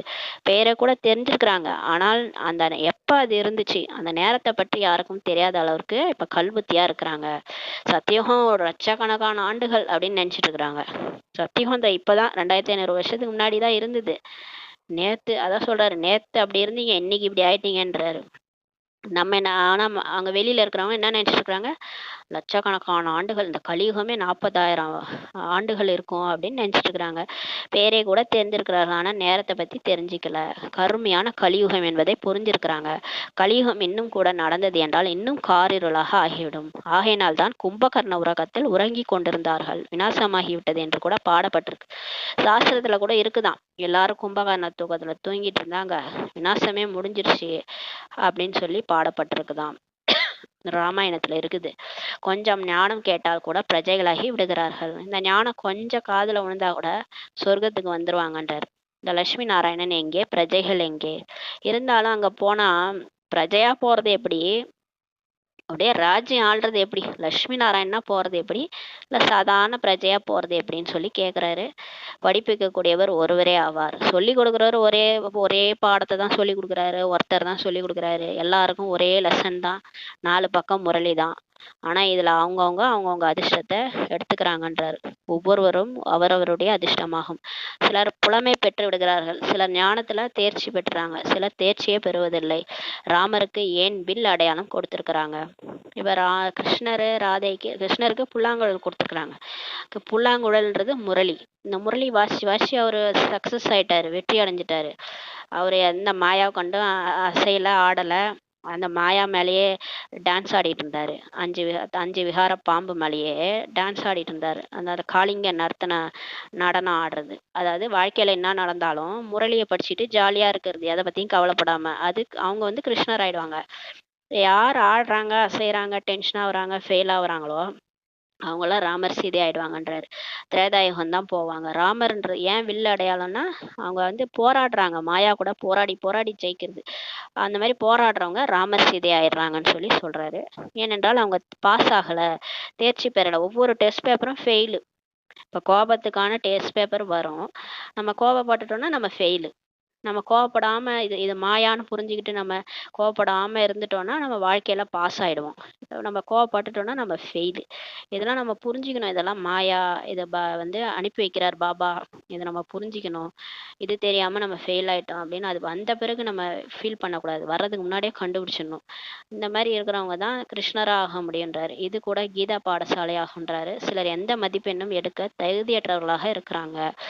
நான் ஆத்மா புள்ளியாக இருக்கிறேன். பாபாவும் புள்ளியாக இருக்கிறாரு. இப்படி அவரை நினைவு செய்ய வேண்டும் சொல்றாரு பாருங்க. சாதாரணமா வந்து உடல் உணர்வுல நினைக்க கூடாது. அது பக்தி. பக்தியில தான் நம்ம வந்து சாதாரணமா எல்லா கடவுளையும் கையெத்து கும்பிட்டுட்டு அப்படியே உடம்பா பாக்குறது, உடம்பா நினைக்கிறது, அப்படி நினைக்க கூடாது. நான் இந்த உடம்பே இல்லை, நான் புள்ளி. நான் தனியா வந்தா தனியா தான் போவேன். இந்த உடம்பு கூட அழிஞ்சிரும். நான் ஆத்துமா புள்ளியா பறந்து போயிடுவேன். எங்க அப்பாவும் புள்ளி தான். அவரும் மேல இருக்கிறாரு பரந்தாமத்துல. அப்படி நினைக்கணுன்றாரு. அந்த மாதிரி எல்லையற்ற வைராகியத்தோட நினைக்கணும். யார் இந்த விஷயத்தை கூட புரிந்து கொள்ளவில்லை ஆனால் அவர்கள் என்ன பதவி அடைவார்கள்? நான் புள்ளியா இருக்கேன், பாபா புள்ளியா இருக்கிறாரு. இது கூட புரிஞ்சிக்காத இருக்கிறவங்க என்ன பதவி அடைவாங்கன்னு சொல்லி சொல்றாரு. அதாவது முதல் ஞானமே இதுதான், ஆத்மா ஞானம். இந்த ஞானமே புரிஞ்சுக்கலன்னா என்ன பதவி அடைவாங்கன்றாரு. நினைவில் இல்லாத காரணத்தினால்தான் அதிக நஷ்டம் ஏற்பட்டு விடுகிறது. சரியா பாபா நினைக்கல, ஏதோ மேலோட்டமா ஞானம் கேட்கறது, மேலோட்டமா இருக்கிறது. அந்த மாதிரி இருந்தா அதிக நஷ்டம் ஏற்பட்டுருதுன்றாரு. நினைவனுடைய பலம் நிறைய அதிசயத்தை செய்கிறது. ஆனா பாபா மட்டும் நினைச்சீங்கன்னா வாழ்க்கையில நிறைய அதிசயம் நடக்கும்ன்றாரு. கர்மேந்திரியங்கள் முற்றிலும் அமைதியாக குளிர்ச்சியாக ஆகிரும். நீங்க முன்ன மாதிரியே இருக்க மாட்டீங்க. அப்படியே உங்களை பார்த்தாலே ஃபரிஷ்தா மாதிரி இருக்கும். கர்மேந்திரியங்கள் அவ்வளோ அமைதியா குளிர்ச்சி ஆயிரும்ன்றாரு. ஞானத்தின் மூலம் அமைதியாகாது. ஞானம் கேட்கறதுனாலலாம் நம்ம மாற மாட்டோம். சரி இவங்க ஞானம் கேட்டு ஃபுல்லா மாறிட்டாங்க அப்படிலாம் கிடையாது. யோகாவும் பண்ணாதான் மாற முடியும். ஞானத்தின் மூலம் அமைதியாகாது. யோக பலத்தின் மூலம் தான் அமைதியாகிவிடும் சொல்றாரு. வந்து எங்களுக்கு அந்த கீதையின் ஞானத்தை சொல்லுங்கள்ன்ட்டு பாரதவாசிகள் அழைக்கிறாங்க. இப்போது யார் வருவார்கள்? கிருஷ்ணருடைய ஆத்மா இங்கேதான் இருக்குது. கிருஷ்ணர் வருவாரு. கிருஷ்ணர் வருவார்னா வந்தா கூட நமக்கு தெரியும் இல்லையா? மயிலிறகு வச்சுட்டு வரப்போறாரு. அவர் எப்படி வருவாரு? வந்து கூப்பிடுறாங்கன்னா யார் வருவாங்க? யாரை அழைக்கிறார்களோ அவர்கள் சிம்மாசனத்தில் அமர்கிறார்களா என்னன்னு சொல்லி கேக்குறாரு. ஆகாய சிம்மாசனத்துல இருந்து கிருஷ்ணரா வருவாரு. நாங்கள் கிறிஸ்துவின் ஆத்மாவை நினைவு செய்கிறோம்ட்டு சொல்றாங்க. கிறிஸ்துவர்கள் என்ன சொல்றாங்கன்னா கர்த்தர்ன்னு சொல்றாங்க. கர்த்தர்ன்னுட்டு இயேசுவை தான் நினைச்சுக்கிறாங்க. ஜீசஸ் கிரைஸ்ட தான் நினைச்சுக்கிறாங்க. அவர் வருவாருன்னு நினைச்சிட்டு இருக்கிறாங்க. அடா அவர் இங்கே தான் இருக்கிறாருன்ட்டு பாபா சொல்றாரு. பாபா சொல்றாரு அந்த ஆத்மா வந்து நடிக்க வந்தது, தர்ம ஸ்தாபனை பண்ணாரு.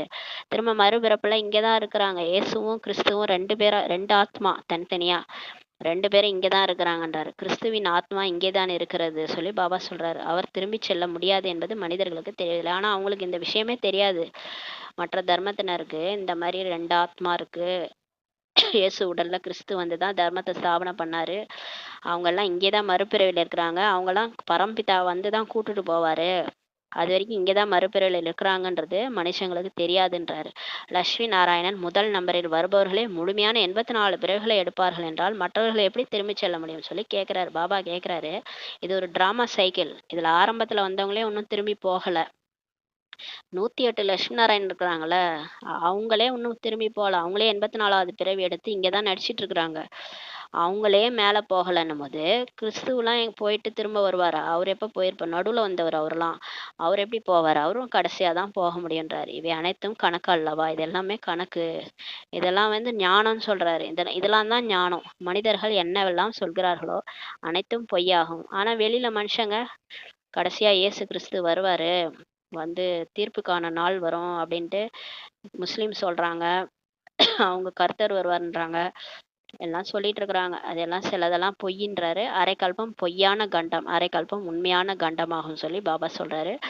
இந்த சமயத்தில் அனைவரும் நரகவாசிகள் தான், பிறகு சொர்க்கவாசிகளாகவும் பாரதவாசிகள் தான் ஆகிறாங்கன்ட்டு ஒவ்வொருவருக்கும் இப்ப நீங்க புரிய வைக்கணும். மனிதர்கள் எவ்வளவு வேத சாஸ்திரங்கள் உபநிஷதங்கள்லாம் படிக்கிறாங்க. இவற்றின் மூலம் முக்தி அடைவார்களா என்ன? சரி, சாஸ்திரம் படிக்கிறதுனால முக்தி கிடைச்சிருமா என்னன்னு சொல்லி கேக்குறாரு. நம்ம நடத்தையே மாத்துறது இல்ல. நம்ம இப்ப வந்து எதையும் விடுறதுக்கு மனசு இல்ல. அப்புறம் எப்படி பறந்தாம போக முடியும்? இங்கேயே புடிச்சு வச்சுட்டு இருக்கிறோம் எல்லாத்தையும். புக்கா படிச்சா நீங்க பறந்தாம போயிடுவீங்களான்னு சொல்லி கேட்குறாரு. இறங்கியே தான் ஆக வேண்டும். இப்ப எல்லாரும் இறங்கி தான் ஆகணும். ஒவ்வொரு பொருளும் சதோ, ரஜோ, தமோ நிலையில் கண்டிப்பாக இப்ப வருது. புதிய உலகம் என்று எதை சொல்லப்படுகிறது என்ற ஞானம் கூட யாரிடமும் இல்லைன்னு சொல்லி சொல்றாரு. சொர்க்கம்னா எப்படி இருக்கும்? அந்த ஞானம் கூட யார்ட்டயும் இல்ல. இதை பாபா முன்னால் அமர்ந்து நமக்கு புரிய வைக்கிறார். தேவி தேவதா தர்மத்தை யார் எப்போது ஸ்தாபனை செய்தது? பாரதவாசிகளுக்கு கூட எதுவுமே தெரியல. எனவே பாபா தான் இப்ப வந்து புரிய வைக்கிறார். யார் வந்து அங்க நடிச்சுட்டு வந்தாங்களோ சொர்க்கத்துல, அவங்களே மறந்து போயிட்டாங்க. அது எப்ப ஸ்தாபனை ஆச்சுன்னு கூட அவங்களுக்கே தெரியல. இதெல்லாம் கடவுளே வந்து தான் சொல்லி புரிய வைக்கிறாரு. ஞானத்தில் எவ்வளவுதான் நல்லா புரிய வச்சாலும் யோகத்தில் நிறைய குழந்தைகள் தேர்ச்சியே அடையறதில்ல, தேர்ச்சி பெறுவதில்லைன்றாரு. ஞானம் புரியுது. ஞானம் வந்து எல்லாருக்குமே தெரியுது. இருந்தாலும் யோகா வந்து பாஸ் பண்ண மாட்றாங்க யோகால. பாபாவ நினைக்க மாட்றாங்க. யோகம் இல்லை என்றாலும் விகர்மங்கள் விநாசமாகாது. பாவம் போகாது.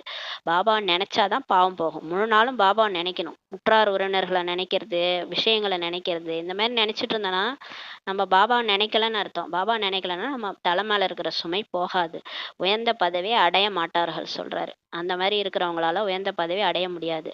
யார் யோகத்துல தீவிரமா இருக்கிறாங்களோ அவங்க தான் உயர்ந்த பதவி அடைவார்கள். அப்ப யார் யோகாவ முறையா பயிற்சி செய்யணும். இந்த பாபா சொல்றாருல, ஆரம்பத்துல நமக்கு சரியா பயிற்சி பண்ண முடியலன்னா 1 மணி நேரத்துக்கு ஒரு தடவை 1 செகண்ட் நம்ம புத்திய வந்து ட்ரில் செய்யுங்கன்றாரு. பரந்தாமத்துக்கு போய் பாபாவை நினைச்சிட்டு அப்படியே இறங்கி வரணும். அந்த மாதிரி ஒரு நிமிஷம் செய்யணும். டிராஃபிக் கண்ட்ரோல்ல ஒரு 4 நிமிஷம் செய்யணும். 10:30லேருந்து ஒரு 11:30 1 மணி நேரம் உட்கார முயற்சி பண்ணணும். அந்த மாதிரி எல்லாம் நம்ம ஞான சிந்தனை செய்யும்போது கூட பாபா நினைவு வரும். இந்த மாதிரி 1 மணி நேரம் 2 மணி நேரம் ஒரு 4 மணி நேரம் முழு நாளும் நம்ம நினைச்சாலே ஓரளவுக்கு நம்ம பாவம் அழிய ஆரம்பிச்சிடும். இந்த மாதிரி இருக்கிறவங்களால தான் உயர்ந்த பதவி அடைய முடியும்னு சொல்றாரு. அவர்களுடைய கர்மேந்திரியங்கள் முற்றிலும் குளிர்ச்சியாகி விடுகிறது. நம்ம தெரிஞ்சுக்கலாம் நம்ம பாவம் அழியுதுன்னா நம்ம ரொம்ப சாந்தமா குளிர்ச்சியா இருப்போம். கோவம்லாம் நமக்கு வராது. 5 விகாரமே நமக்கு என்னன்னே தெரியாது. அந்த மாதிரி மாறிட்டோம்னா நம்ம பாவம் அழியுதுன்னு அர்த்தம். கர்மேந்திரியங்கள் முற்றிலும் குளிர்ச்சி ஆகிடும்ன்றார். தேகத்தின் கூடவே அனைத்தையும் மறந்து ஆத்மாபிமானியாக ஆகிடுறாங்க. அந்த மாதிரி யார் இருக்கிறாங்களோ அவங்க தேகத்தை கூட மறந்துடுவாங்க. ஆத்மான்னு புரிஞ்சுக்கிட்டு இருப்பாங்க. நாம் அசரீரியாக இருக்கிறோம். இப்போது வீட்டுக்கு செல்கிறோம். இப்போது இந்த சரீரத்தை விட வேண்டும் என்று எழும்போதும் அமரும் போதும் நீங்க புரிஞ்சுக்கங்கன்னு சொல்லி சொல்றாரு. இப்ப என்ன சொல்றாருன்னா, நான் புள்ளியா தான் இருக்கேன். தனியா வந்தா தனியா தான் போகணும். நான் வீட்டுக்கு போகணும். இப்ப இந்த சரீரத்தை கூட நான் விடணும். அப்படின்ட்டு எழும்போதும் உட்காரும்போதும் புரிஞ்சுக்கோங்க. நாம் நடிப்பை நடித்தோம். இப்போது வீட்டுக்கு போகிறோம். எப்படி பாபாவினிடத்தில் ஞானம் இருக்குதோ அப்படிதான் ஞானம் என்னவோ நமக்கு கிடைத்திருக்கிறது. அவர்கிட்ட என்ன ஞானம் இருக்குதோ எல்லாமே நமக்கு சொல்லிட்டார். அவர் யாரையும் நினைவு செய்ய வேண்டியதில்லை. அவர் நினைக்கணும்னு அவசியம் கிடையாது. நம்ம தான் அவரை நினைக்கணும். குழந்தைகளாகிய நீங்க தான் நினைவு செய்யணும். சிலர் கேட்கறாங்க, பாபா என்ன நினைக்க மாட்டாரா? நான் அவ்வளோ நினைச்சிட்டு இருக்கிறேன். அவர் என்ன நினைக்க மாட்டாரான்னு. அவரு நம்மளை நினைக்கணும்னு அவசியம் கிடையாது. நம்ம நினைச்சாலே அவருக்கு ரீச் ஆயிடும். அதனால நீங்க தான் நினைக்கணும். நீங்க நினைச்சாதான் உங்க பாவம் அழியுன்றாரு. எனக்கு என்ன பாவமா இருக்குது நான் உங்களை நினைக்கிறதுக்கு? நான் யாரையும் நினைக்க வேண்டிய அவசியம் இல்லைன்றாரு. பாபாவை ஞான கடல் என்று சொல்லப்படுகிறது. யோகத்தை கடல் என்று சொல்ல முடியாதல்லவா? சக்கரத்தின் ஞானத்தை சொல்கிறார். மற்றும் தன்னுடைய அறிமுகத்தையும் இப்ப பாபா வந்து நமக்கு கொடுக்கிறார். நினைவை ஞானம் என்று சொல்லப்படுவதில்லை. பாபாவை நினைக்கிறது யோகா. அதை ஞானம்ன்று சொல்றது கிடையாது. குழந்தைகளுக்கு தானாகவே நினைவு வந்து விடுகிறது. நினைவு செய்துதான் ஆக வேண்டும். இல்லை என்றால் எப்படி ஆஸ்தி கிடைக்கும்ன்றாரு. தந்தை இருக்கின்றார் என்றால் கண்டிப்பாக ஆஸ்தியும் நமக்கு கிடைக்கிறது. மீதம் இருப்பது ஞானம். நாம் எப்படி 84 பிறவி இப்ப எடுக்கிறோம். தமோ பிரதானத்திலிருந்து சதோ பிரதானமாக, சதோ பிரதானத்திலிருந்து தமோ பிரதானமாக எப்படி ஆகணும் என்பதெல்லாம் இப்ப பாபா தான் வந்து புரிய வைக்கிறார். இப்போது பாபாவின் நினைவின் மூலம் நீங்க தூய்மை ஆகணும்ன்றாரு. ஆன்மீக குழந்தைகளாகிய நீங்கள் ஆன்மீக தந்தையிடம் இப்ப வந்திருக்கிறீங்க. அவருக்கு சரீரத்தின் ஆதாரம் வேண்டும் அல்லவா? அதனாலதான் இந்த வயசான சரீரத்துல வந்து நான் பிரவேசிக்கிறேன்ட்டு சொல்றாரு. இருப்பதும் வானப்பிரஸ்த சரீரமாகும். 60 வயசான முதியவர் சரீரத்தில் தான் வந்திருக்கிறாரு. சின்ன வயசா இருந்தா அவங்களுக்கு வந்து அந்த 5 விகாரமும் அதிகமா இருக்கும் இல்லையா? இவர் வயசானவர், நல்லா வாழ்ந்து முடிச்சவரு, நல்லா அனுபவசாலி. அந்த மாதிரி ஒரு சரீரத்தை தான் எடுத்து வந்திருக்காரு. இவர் நிறைய சாஸ்திரம் சம்பிரதாயம் எல்லாம் படிச்சிருக்கிறாரு. நிறைய குருக்கள்கிட்ட எல்லாம் போயிருக்கிறாரு. நான் நிறைய கோயிலுக்கு போய் நிறைய பக்தி பண்ணவர் இவர் தான் நம்மளெல்லாம் விட. அதனால தான் அவர் உடம்புல வந்திருக்கிறார், பிரம்மா பாபா உடல்ல. இப்போது பாபா வருகின்றார், ஆகையினால் தான் முழு உலகத்திற்கும் நன்மையே ஏற்படுகிறது. இப்போ கடவுள் எப்போ வந்தாரோ அப்பொழுது தான் நன்மை ஆரம்பிச்சிருக்கின்றாரு. இது பாக்கியசாலி ரதமாகும். இதன் மூலம் எவ்வளவு சேவை நடக்கிறது. இந்த பிரம்மா பாபா மூலமா எவ்வளோ சேவை நடந்தது. அவர் மூலமா தான் இந்த முரளிலாம் எழுதுனதே. அவர் கையால தான் எழுதி இப்போ நம்ம படிக்கிறோமே இந்த முரளிலாம் அவர் பிரம்மா பாபா எழுதுனது தான். இப்போ உலகம் ஃபுல்லா அவர் எழுதின முரளி தான் போயிட்டு இருக்குது. எனவே இந்த சரீரத்தின் உணர்வை விடுவதற்கு நினைவு தேவை சொல்றாரு. இப்போ நீங்க இந்த சரீரத்தை விடணும். சரீர உணர்வை விடணும்னா நீங்க பாபாவை பர்மனண்டா நினைக்கணும். ஆத்மான்னு புரிஞ்சு அவரை நினைக்கணும். அது சகஜமா மாறிடணும். அப்பதான் பாவம் ஈஸியா அழிஞ்சிரும். அது கடைசியில அழிஞ்சிரும்ன்றாரு. இப்ப கூட கொஞ்சம் கஷ்டமா இருக்கும். ஆனா கடைசியில எல்லாரும் என்ன நினைக்க ஆரம்பிச்சிருங்கன்றாரு. இதில் ஞானத்தின் விஷயமே இல்லைன்னு சொல்றாரு. அதிக நினைவை கற்றுக் கொடுக்க வேண்டும். இப்ப நீங்க ஞான விஷயத்த கூட விடுங்க, ஞானத்தை சொல்லி கொடுங்க. மற்றபடி இப்ப நிறைய யோகா கிளாஸ் நடத்துங்கன்றாரு. நினைவு ட்ரில் எல்லாம் கத்து கொடுங்க. எப்படி நினைவு பண்றதுன்றத எல்லாருக்கும் சொல்லி கொடுங்க. யோகா கிளாஸ் நடத்துங்க. ராஜயோகத்தை சொல்லி கொடுங்கன்றாரு. பாபா நமக்கு சொல்லி கொடுத்தாரு இல்லையா ட்ரில்லு, அது யாருக்கெல்லாம் தெரியுமோ அவங்க போய் மற்றவங்க சொல்லி கொடுங்கன்றாரு. ஞானம் மிகவும் சகஜமானதாகும். சிறிய குழந்தை கூட சொல்லிவிடும். ஞானம் ரொம்ப ஈஸி. சின்ன குழந்தை கூட ஞானத்தை சொல்ல முடியுன்றாரு.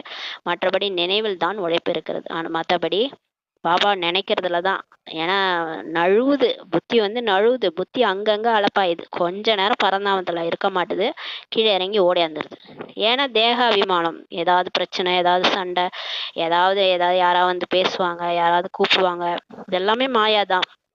தேக உணர்வுல நம்ம போயிட்டு யாருக்குள்ளயாவது எதையாவது பேசிக்கிட்டு இருப்போம். பாபாவே மறந்துடுவோம். ஆத்மான்றதே மறந்து போயிருப்போம் முழு நாளும். அதான் பாபா சொல்றாரு, அதுலதான் உழைப்பே இருக்குது. ஒருவருடைய நினைவே இப்ப இருக்க வேண்டும். இப்ப பாபா மட்டும்தான் நினைக்கணும். இதைதான் கலப்படமில்லாத நினைவு என்று சொல்லப்படுகிறதுன்றாரு. பாபா மட்டும் நினைக்கணும். மற்ற எல்லாத்தையும் விட்டுட்டு பாபா மட்டும் நினைக்கணும். அதுக்கு தான் நிறைய ட்ரில் பயிற்சிலாம் கொடுத்துருக்குறாரு. உக்காந்தா பாபா, நின்னா பாபா, சாப்பிட்டா பாபா, ஒரு உணவு ஒரு கவலமும் எனக்கு அவர் தான் ஊட்டி விடுறாரு. யார் கூட பேசினாலும் அவங்கள ஆத்மாவா நெற்றிபூர்வத்துல பார்த்து சக்தி கொடுக்கற அந்த மாதிரி அப்படியே மாத்திக்க சொல்லிட்டாரு. வீட்டில் ஏதாவது ஒரு பாத்திரம் கிடக்குதா, அந்த பாத்திரத்தை பார்த்தா நான் பாபாவோட இதயத்துக்கு பாத்திரமானவன் அப்படின்னு நினைவு பண்ண சொல்றாரு. எதையுமே பார்க்கறது எல்லாத்தையும் கன்வெர்ட் பண்ணிடுங்க. அப்படியே ஒவ்வொரு சொமானத்தை கொண்டு வந்துருங்க. சேர்ல உட்காரும் போது நான் பாபாவின் இதயத்தில் சிம்மாசனதாரி அப்படின்னு நினைச்சிட்டு உட்காருங்க. ஒன்னொன்னுத்தையும் கன்வெர்ட் பண்ணுங்கன்றாரு. இது வரைக்கும் நம்ம 63 ஜென்மம் மாயா வேற மாதிரி கன்வெர்ட் பண்ணி வச்சிருந்தது. இப்ப பாபா எல்லாத்தையும் வேற மாதிரி நினைவை மாத்துங்கன்றாரு. மாத்தி ஒரு அப்படியே சகஜ யோகியா மாறணும். அப்ப பாபாவை மறக்கவே முடியாது. மறந்தாதானே நினைக்கிறதுக்கு. மறக்கவே முடியாது. எந்த நேரம் அவர் தான் என் கூடவே இருக்கிறாரு. அந்த மாதிரி அவர் இல்லைன்னா நான் இல்லை அப்படி கொண்டு வந்துருங்கன்றாரு. அப்படியே நினைச்சாலும் உட்காந்தாலும் சுத்தினாலும் போனாலும் வந்தாலும் பாபா பாபா பாபா. எது செஞ்சாலும் நான் பாபாட்ட சொல்லிட்டு தான் செய்வேன். எந்த ஒரு விஷயமா இருந்தாலும் பாபா நான் இதை செய்ய போறேன், இது சக்சஸ் ஆகணும், இது எனக்கு நல்லதா கெட்டதான்னு உங்களுக்கு தான் தெரியும். எல்லாத்தையும் பாபாட்ட சொல்லிட்டு செய்யணும். அந்த பழக்கத்தை வச்சுக்கணும். யாருடைய சரீரத்தையாவது நினைவு செய்தால் அது கலப்பட நினைவாகும் சொல்றாரு. இப்ப நீங்க பாபாவையும் நினைச்சுக்குவீங்க, கூடவே எங்க பக்கத்துல இருக்கிறவங்களையும் நினைச்சுக்குவீங்க. எல்லாரையும் நினைப்பீங்க. உற்றார் உறவினர், இந்த வயசான மாத்தாசுக்கெல்லாம் அந்த குழந்தைகள் நினைப்பு, பேரம்பேத்திங்க நினைப்பு தான். அதான் எல்லாம் அந்த சரீரத்தையும் நினைவு பண்ணிக்குவாங்க, கூடவே பாபாவையும் நினைவு பண்ணிக்குவாங்க. அதான் சொல்றாரு, கலப்பட நினைவு இருக்குதுன்னு சொல்றாரு. நினைவின் மூலம் அனைத்தையும் மறந்து அசரீரியாக ஆக வேண்டும் சொல்றாரு. இப்ப பாபாவை நினைச்சு எல்லாரையும் மறந்துருங்க. எல்லாரையும் மறந்து எல்லாத்தையும் மறந்து அசரீரியா இப்ப ஆகணும். ஆத்ம உணர்வுக்கு வரணும்னு சொல்றாரு. வந்தா ரொம்ப நல்லது. நமக்கு அதான் நல்லது. நம்ம யாரையும் டிஸ்டர்ப் பண்ண மாட்டோம். நம்மளால எல்லாரும் சுகம் அடைவாங்க. வாழும்போதே இப்படி நம்ம வாழும்போது இது தவறு கிடையாது. சிலர் தவறுன்னு நினைச்சுக்கிறாங்க. அது எல்லாத்தையும் பற்ற விட்டுருங்கன்றாங்க. பற்ற விட்டா யாரையுமே நினைக்கூடாதுன்றாங்க. என்ன இப்படி சொல்றாங்க அப்படின்லாம் தப்பா நினைச்சுக்கிறாங்க. தப்பு கிடையாது. நீங்க பற்றற்று இருக்கிறது நல்லது. இது நீங்க அன்பு, பாபா பற்றற்று இருங்க, ஆனா அன்பானவரா தான் இருங்கன்னு சொல்றாரு. பற்றுனா அவங்க பற்று அன்பு ரெண்டுத்தையும் ஒண்ணா புரிஞ்சுக்கிறாங்க. பற்றுனா அன்பே இல்லாம இருக்கிறது அப்படி நினைச்சுக்கிறாங்க. அதாவது யாரையும் கண்டுக்காதீங்க, நீங்க தனியா வந்தீங்க தனியா போறீங்க அப்படி புரிஞ்சுக்கிறாங்க. அப்படி கிடையாது. எல்லாரும் கூடயும் இருங்க, உடல்ல இருங்க, எல்லாரும் கூடயும் இருங்க, பற்று வைக்காதீங்க, அன்பா இருங்க. அதான் சொல்றாரு பாபா. நான் ஆசிரியரா வந்தேன், அந்த மாதிரி ஒரு ஃபரிஸ்தா நிலையில இருக்கும்போது நம்ம கிட்ட இருந்து அன்பு எல்லாருக்கும் போகும். அதுதான் நல்லதுன்றார் பாபா. இது வந்து நம்ம ஜீவன் முக்தி ஸ்டேஜ்ல சொர்க்கத்துல வாழ்ந்த அதே நினைவை இங்க கொண்டு வர்றாரு. சொர்க்கத்துல எல்லாரும் சந்தோஷமா இருந்தாங்க, அன்பா இருந்தாங்க, சுகம் நிறைஞ்சு இருந்தது அந்த உலகம்னா இதுதான் காரணம். வாழும்போதே பற்று இல்லாம நஷ்டமோகா நிலையில வாழும்போது நம்ம மூலமா யாருக்குமே துக்கம் வராது, துக்கம் அனுபவம் ஆகாது, சுகம் மட்டும்தான் நம்ம மூலமா போகும். அதுக்காக தான் பாபா வந்து என்னை மட்டும் நினைங்க, மற்றவங்க எல்லாரையும் மறந்துட்டு அசரீரியாக என்னை மட்டும் நினைங்கன்னு சொல்லி சொல்றாரு. அந்த மாதிரி நினைக்கும் போது அவருடைய சக்தி நமக்குள்ளார இறங்கி அவருடைய அன்பு சுகம் எல்லாம் நமக்குள்ளார இறங்கி அவர்கிட்ட அவ்வளோ இருக்கு. அவர் கடலா இருக்கிறாரு, அவர்கிட்ட தான் அவ்வளோ இருக்குது. அவர்கிட்ட இருந்து வாங்கணும்னு நினச்சிக்கோங்களேன், நம்ம மூலமா எல்லாருக்கும் போயிட்டே இருக்கும். அதுக்கு தான் என்ன நினைங்க. மற்றவங்களை நினச்சிங்கன்னா அவங்க ஏற்கனவே டிஸ்சார்ஜ் பேட்டரி, அவங்களுக்கே அன்பு இல்லை அமைதி இல்லைன்னு கிடக்குறாங்க. அவங்கள நினைச்சோன்னு வச்சுக்கோங்களேன், அவங்களோட எனர்ஜி தான் நமக்கு வரும். அவங்க துக்கப்பட்டுட்டு உட்காந்துருக்குறாங்க, நீங்களும் ஐயோ அவங்க கவலையா இருக்கிறாங்க, அவங்கள நினைச்சு நீங்களும் கவலைப்பட்டுட்டு இருப்பீங்க. அப்ப அந்த கவலை தான் உங்களுக்கு ஒட்டிக்குது இல்லையா? அப்ப அந்த கவலையோட வைப்ரேஷனை தான் நீங்க பரப்பிட்டு இருப்பீங்க. பாபா அதுக்கு தான் சொல்றாரு, என்ன நினைச்சின்னா நான் சுகத்தோட வைப்ரேஷனை உனக்கு கொடுக்குறேன். அப்ப கவலையா இருக்கிறவங்களையும் நீங்க சுகமா மாத்த முடியும். அதனால தான் எல்லாத்தையும் மறந்துட்டு என்ன நினைங்கன்னு சொல்லி பாபா சொல்றாரு. இதை வந்து தவறா புரிஞ்சுக்கிறாங்க, ஞானத்தையே தவறா புரிஞ்சுக்கிறதுனால தான் எல்லாரும் இதை விட்டு போயிடுறாங்க. இதென்ன இப்படி சொல்றாங்கன்னு. ஆனா உண்மையிலே பாபா வந்து என்ன நினைச்சீங்கன்னா உங்க மூலமா சுகம் பரவும். அப்ப சொர்க்கத்துல இருக்கிற தேவதைகள் மாதிரி நீங்க ஆயிடுவீங்கன்னு சொல்லி புரிய வைக்கிறாரு. இந்த மாதிரி வாழும்போதே வாழ்ந்துருங்க. இப்பவே என் கூட வாங்கன்னு சொல்லலை, இப்பவே சரீரத்தை விட்டுடுங்கன்னா பாபா சொல்லலை. வாழும்போது சுகமா வாழுங்கன்றதை தான் சொல்றாரு. நல்லது. இனிமேல் இனிமையான காணாமல் போய் கண்டெடுக்கப்பட்ட செல்ல குழந்தைகளுக்கு தாயும் தந்தையுமான பாப் தாதாவின் அன்பு நினைவுகளும் காலை வணக்கமும். ஆன்மீக குழந்தைகளுக்கு ஆன்மீக தாய் தந்தை நமஸ்காரம். தாரணைக்கான நாம் ஆன்மீக குழந்தைகள் ஆன்மீக தாய் தந்தைக்கு நமஸ்காரம். தாரணைக்கான முக்கிய சாரம். ஃபர்ஸ்ட் பாயிண்ட், நினைவினுடைய பலத்தின் மூலம் தங்களுடைய கர்மேந்திரங்களை குளிர்ச்சியாக அமைதியாக ஆக்கணும். முழுமையாக தேர்ச்சி பெறுவதற்காக யதார்த்தமான முறையில பாபாவை நினைவு செய்து தூய்மையாக ஆகணும். அதாவது நானும் புள்ளி பாபாவும் புள்ளி அப்படி நினைச்சுதான் தூய்மையாகணுன்றாரு. இரண்டாவது பாயிண்ட், எழும்போதும் அமரும் போதும் இப்போது நாம் இந்த பழைய சரீரத்தை விட்டுவிட்டு திரும்பி வீட்டுக்கு போகணும் என்பது புத்தியில் இருக்கணும். இப்படி நினைச்சாலே பாவம் அழிஞ்சிருன்றாரு. நம்ம மூலமா எந்த பாவமும் நடக்காது. எப்படி பாபாவிடம் அனைத்து ஞானமும் இருக்கிறதோ அது போல மாஸ்டர் ஞான கடலாக ஆகணும்னு சொல்லி பாபா புரிய வைக்கிறாரு. பாபாட்ட இருக்கிற ஞானம்லாம் நமக்கும் வந்துடணும். அப்ப நம்ம அவரை மாதிரியே ஆயிடுவோன்றாரு. வரதானம், இணைந்த சுரூபத்தின் நினைவு மூலமாக உயர்ந்த மனோநிலை எனும் ஆசனத்தில் அமர்ந்து சதா சம்பன்னமா ஆகுக என்ற வரதானம் கொடுக்குறாரு. பாபாவும் நானும் ஒன்று. அவர் நெற்றி புறத்துல நான் இருக்கிறேன், என் கூடவே பாபா இருக்கிறார். சிவசக்தி இணைந்த சுரூபம். இந்த நினைவு மூலமா உயர்ந்த ஸ்திதியில வந்துருங்க. அப்ப நம்ம மூலமா எந்த தவறும் நடக்காது. நான் யாரு? சிவசக்தி. அந்த சீட்ல உட்காந்துட்டீங்கன்னா அப்ப பாபாவுக்கு சமமா ஆயிடுவீங்க. சதா சம்பன்னமா அவர்கிட்ட என்ன இருக்கோ அதெல்லாம் உங்களுக்கு நிறைஞ்சிரும்ன்றாரு. இப்ப சிவன் பார்வதி கோயில்ல பாக்குறோம் இல்லையா, அவ சிவசக்தி இணைந்த சுரூபம். ரெண்டு பேரும் இவர்கிட்ட என்ன இருக்கோ அது அவங்கள்ட்ட இருக்குது. சக்தி இல்லையேல் சிவம் இல்லையேல், சிவம் இல்லையேல் சக்தி இல்லை. அந்த மாதிரி நம்ம பாபா கூடயே வச்சுட்டோம்னா அவர்கிட்ட என்னெல்லாம் இருக்கோ அதெல்லாம் நமக்கும் நிறைஞ்சிருதுன்றாரு. சங்கமயுகத்தில் சிவசக்தி எனும் இணைந்த சுரூபத்தில் நிலைத்திருப்பதுனால நடக்காத காரியம் கூட நடந்தேறும். அதிசயம் நடக்கும்ன்றார் பாருங்களேன். இந்த சங்கமயுகத்துல நீங்க ரெண்டு பேரும் இணைந்த ரூபத்துல இருந்தீங்கன்னா முடியாத காரியம் எதுவுமே கிடையாது, எல்லாம் ஈஸியா முடிஞ்சிரும்ன்றாரு. இதுவே அனைத்திலும் உயர்ந்த சொரூபமாகுன்றார். உயர்ந்த சொரூபம் என்னது? அர்த்தநாரீஸ்வரர் சொரூபம். நான் சக்தி என்னோட இணைந்து சிவன் இருக்கிறார் என் கூடவே. நாங்க ரெண்டு பேரும் சிவசக்தி இணைந்த சொரூபம். இதுதான் உயர்ந்த சொரூபன்றாரு. இந்த சொரூபத்தில் நிலை பெறுவதால் சம்பன்ன பவ என்ற வரதானம் கிடைத்து விடுகிறது. பாப்தாதா குழந்தைகள் அனைவருக்கும் சதா சுகம் எனும் ஆசனத்துல அமர்த்துகின்றார். சதா இதே ஆசனத்துல நீங்க உட்கார்ந்து இருந்தீங்கன்னா அதீந்திரிய சுகம் எனும் ஊஞ்சலில் ஆடிக்கொண்டே இருப்பீங்க. நேற்று சொன்னார்ல 3 ஊஞ்சல் ஆடுங்க. அமைதி என்ற ஊஞ்சல், ஆனந்தம் என்ற ஊஞ்சல்ல, அப்புறம் அப்பப்ப ஒரு ஊஞ்சல்ல ஆடுங்கன்னாரு. சுகம் என்னும் ஊஞ்சல்ல ஆடுங்க. அப்பப்ப எப்ப என்ன ஊஞ்சல் தேவையோ அதுல ஆடுங்கன்றார். அது மாதிரி எப்பயுமே பாபாவுடைய அந்த இந்த சிவசக்தி இணைந்த சொரூபன்ற ஆசனத்துல உட்கார்ந்து இருந்தீங்கன்னா எப்பயுமே அந்த இந்திரியங்களுக்கு அப்பாற்பட்ட இந்த உடம்பே மறந்துடுவீங்க. நான் புள்ளி பாபா புள்ளி, அவர் சிவன், நான் சக்தி.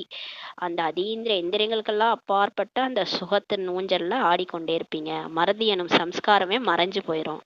அப்ப நான் ஏன் பாபா மறக்கிறேன், பாபா நான் உன்னை மறந்துட்டேன்னு எப்படி சொல்ல முடியும்?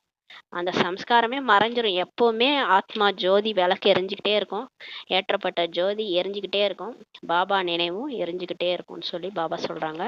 ஸ்லோகன்: சக்தி வாய்ந்த உள்ளுணர்வு மூலமாக ஆத்மாக்களை யோக்கியவானாக யோகிகளாக மாற்றுங்கள். இப்போ நம்ம வந்து உருவாக்குற உள்ளுணர்வு நம்மளுடைய நம்ம உள் மனசுன்னு சொல்லுவாங்கல்ல, நான் இப்படிதான் நினைச்சேன் அது நடந்துருச்சு அப்படிலாம் சொல்லுவாங்க. அப்ப நம்ம எல்லாருக்கும் உருவாக்குறது வந்து நல்ல உள்ளுணர்வே உருவாக்குங்க. சக்தி வாய்ந்த உள்ளுணர்வை உருவாக்குங்க. எல்லாருமே மாறுவாங்க. எல்லாருமே பாபா குழந்தையா ஆகுவாங்க. எல்லாருக்குமே இந்த ஞானம் போகும். எல்லாரும் யோக்கியமா மாறுவாங்க. யோகிகளா மாறுவாங்கன்ட்டு நீங்க உருவாக்குங்க அந்த உள்ளுணர்வை. உங்க கூட இருக்கிறவங்கலாம் எல்லாருமே சொர்க்கத்துல வாழ்ந்த தேவாத்மாக்கள் என் கூட இருக்கிறவங்களாம். அவங்க அந்த மாதிரி ஒரு உள்ளுணர்வை உருவாக்குங்க. அதன் மூலமா ஆத்மாக்களை நீங்க யோக்கியவானாக யோகிகளாக மாற்றுங்கள் சொல்லி பாபா சொல்றாங்க. ஓம் சாந்தி. நன்றி பாபா, நன்றி ராமா, நன்றி பரிவா.